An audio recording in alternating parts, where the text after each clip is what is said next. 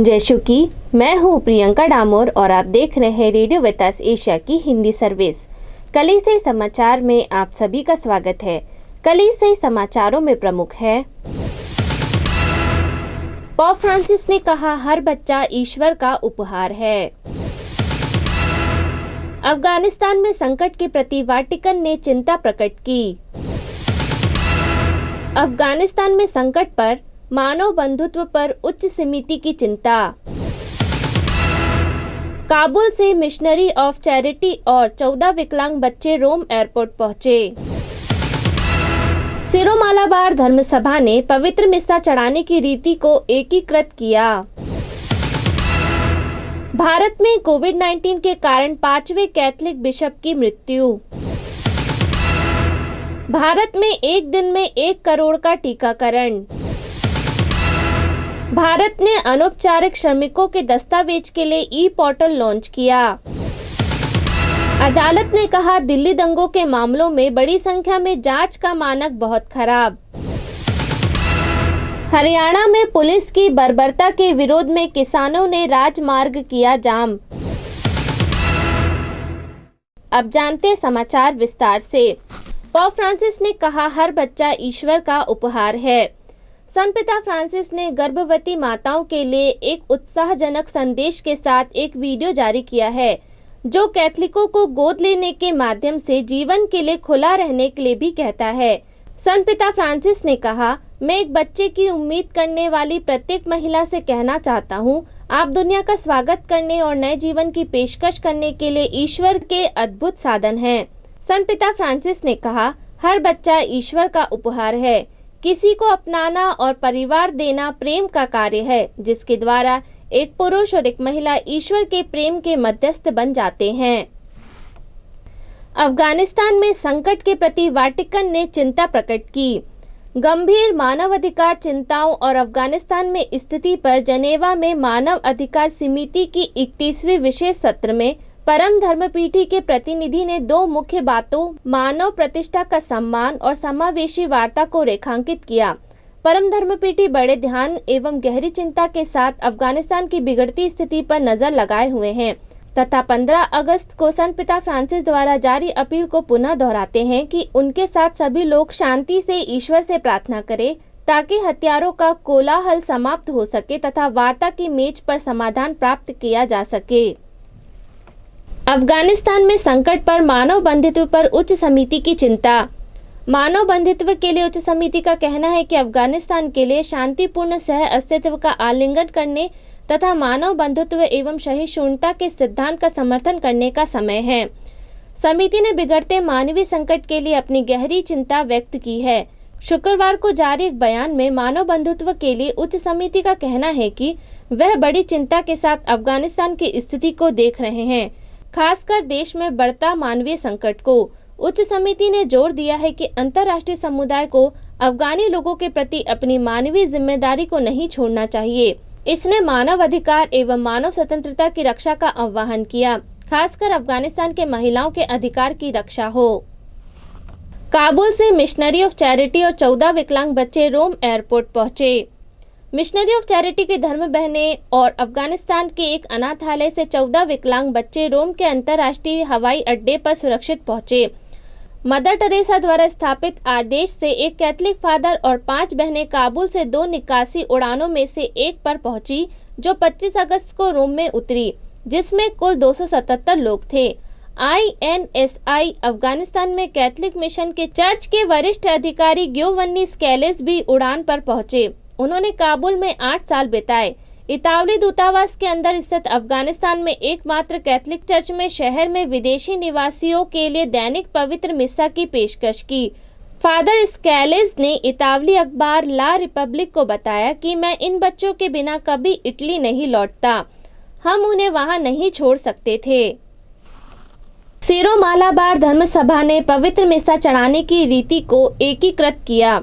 पुरोहित जो पवित्र मिस्सा का नेतृत्व करते हैं, परिचय सत्र और उपदेश देने के लिए विश्वासियों के सम्मुख रहेंगे, लेकिन बाकी प्रार्थना ऑल्टर के सम्मुख करना पड़ेगा। 28 नवंबर से यह सिरो के 29वें धर्म सभा में तय किया गया। सिरो-मालाबार चर्च जो ऑनलाइन आयोजित किया गया और 27 अगस्त की शाम को संपन्न हुआ। धर्म सभा ने कहा कि प्रार्थना के क्रम में यह बदलाव सभी परगनों में लागू किया जाना चाहिए। नवीनतम 17 अप्रैल ईस्टर रविवार तक धर्माध्यक्षों जो धर्म सभा का गठन करते हैं ने इस बात पर चिंता व्यक्त की कि उन्होंने राष्ट्र के निर्माण के लिए ईसाइयों द्वारा किए गए योगदान को नज़रअंदाज करने के प्रयासों के रूप में क्या कहा। अभिव्यक्ति की स्वतंत्रता को बनाए रखने की आवश्यकता पर बल देते हुए उन्होंने सामाजिक सांस्कृतिक क्षेत्रों और फिल्म क्षेत्रों में लोगों द्वारा ईसाई धर्म को खराब रोशनी में चित्रित करने के बार बार प्रयासों की निंदा की। भारत में कोविड-19 के कारण 5वें कैथोलिक बिशप की मौत। गुड़गांव के बिशप जेकब बर्नाबस का 26 अगस्त को दोपहर में नई दिल्ली के एक निजी अस्पताल में कोविड-19 जटिलताओं के बाद निधन हो गया। वे 66 वर्ष के थे। बिशप बर्नाबस कोविड-19 और इसकी जटिलताओं से मरने वाले भारत के 5वें कैथोलिक धर्माध्यक्ष हैं। बिशप बर्नाबस को 16 अप्रैल को कोविड पॉजिटिव पाए जाने के बाद नई दिल्ली के होली फैमिली अस्पताल में भर्ती कराया गया था। डायसेशन मुख्यालय से मिली जानकारी के अनुसार उनकी हालत बिगड़ने पर उन्हें 16 जुलाई को फोर्टिस्ट गुड़गांव स्थानांतरित कर दिया गया था, जहां उनकी मृत्यु हो गई।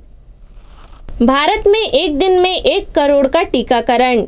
भारत में पहली बार एक ही दिन में 1 करोड़ से अधिक कोविड-19 वैक्सीन लगाए हैं।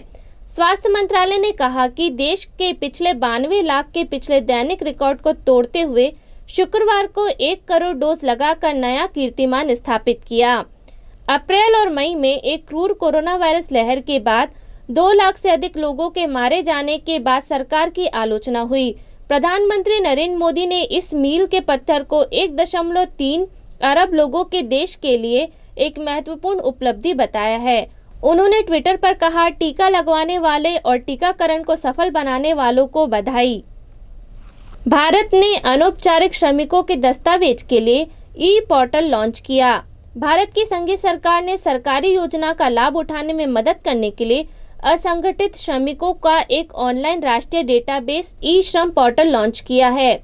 26 अगस्त को लॉन्च समारोह में बोलते हुए भारत के श्रम मंत्री भूपेंद्र यादव ने कहा कि ऑनलाइन पोर्टल केंद्र और राज्य सरकारों द्वारा लागू की जा रही सामाजिक सुरक्षा योजना के वितरण में तेजी लाएगा। उन्होंने कहा कि ऑनलाइन डेटाबेस पर पंजीकरण करने वाले श्रमिकों को 12 अंकों की विशिष्ट संख्या वाला एक ई-कार्ड जारी किया जाएगा, जो उन्हें विभिन्न सामाजिक सुरक्षा योजना तक पहुंचाने में मदद करेगा। अदालत ने कहा, दिल्ली दंगों में मामलों में बड़ी संख्या में जांच का मानक बहुत खराब।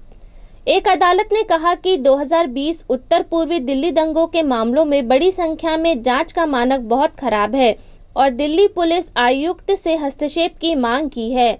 अतिरिक्त सत्र न्यायाधीश विनोद यादव ने 25 फरवरी 2020 को सांप्रदायिक हिंसा के दौरान पुलिस अधिकारियों पर एसिड, कांच की बोतल और ईंटों से कथित रूप से हमला करने के आरोप में अशरफ अली के खिलाफ आरोप तय करते हुए यह टिप्पणी की। अतिरिक्त सत्र न्यायाधीश ने कहा, यह ध्यान देने योग्य है कि बड़ी संख्या में दंगों के मामलों में जांच का स्तर बहुत खराब है। इसके अलावा एएसजे यादव ने कहा कि आधा अधूरा आरोप पत्र दाखिल करने के बाद पुलिस शायद ही जांच को तार्किक अंत तक ले जाने की परवाह करती है, जिसके कारण कई मामलों में नामजद आरोपी जेलों में बंद रहते हैं।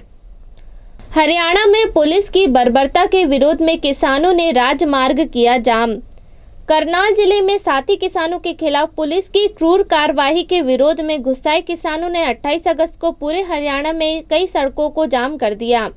हरियाणा के मुख्यमंत्री मनोहर लाल खट्टर के नेतृत्व में आगामी नगरपालिका चुनाव पर चर्चा के लिए एक बैठक का विरोध कर रहे किसानों के एक समूह पर पुलिस ने कथित तौर पर बल का प्रयोग किया। बाद में दिन में दूसरा लाठीचार्ज हुआ। इस बार अमृतसर के किसानों पर जो प्रधानमंत्री मोदी द्वारा पुनर्निर्मित जलियांवाला बाग स्मारक के आभासी उद्घाटन के खिलाफ आंदोलन कर रहे थे। करनाल में एक सिविल अधिकारी द्वारा पुलिस कर्मियों को किसानों के सिर फोड़ने के लिए कहने वाले एक विवादास्पद वीडियो की भी आलोचना हुई। विरोध प्रदर्शन ने दिल्ली चंडीगढ़ राजमार्ग सहित प्रमुख सड़कों और राजमार्गों पर यातायात को प्रभावित किया। प्रदर्शन के लिए हिरासत में लिए गए 7 किसानों को रिहा किए जाने के बाद देर शाम ही राजमार्ग को यातायात के लिए खोल दिया गया। इसी के साथ कलीसिया समाचार समाप्त हुए। अगली बार फिर मुलाकात होगी नई खबरों के साथ। नमस्कार।